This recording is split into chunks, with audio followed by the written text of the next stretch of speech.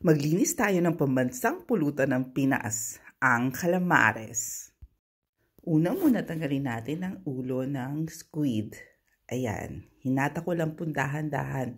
At meron kayong makikitang parang plastic. Tanggalin din po natin yun.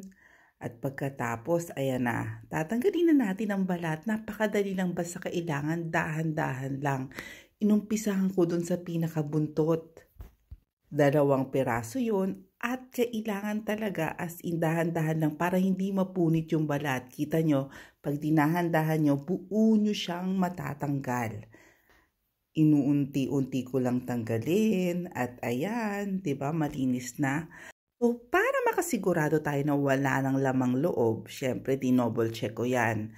Ayan, may nakuha pa akong kaunti kaya make sure na kailangan i-double check nyo kung wala na talagang lamang-lamang loob.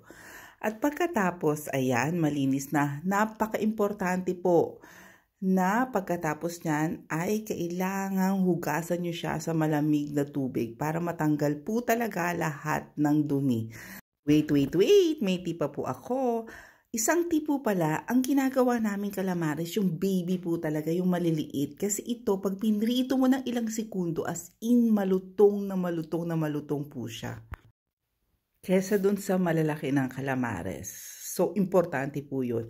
At intayin nyo po yung video namin. Sobrang simple lang po talaga. Kahit sino kayang gawin. Pero pang 5-star restaurant po yung calamares na recipe namin. Maraming salamat po sa panonood at God bless everyone.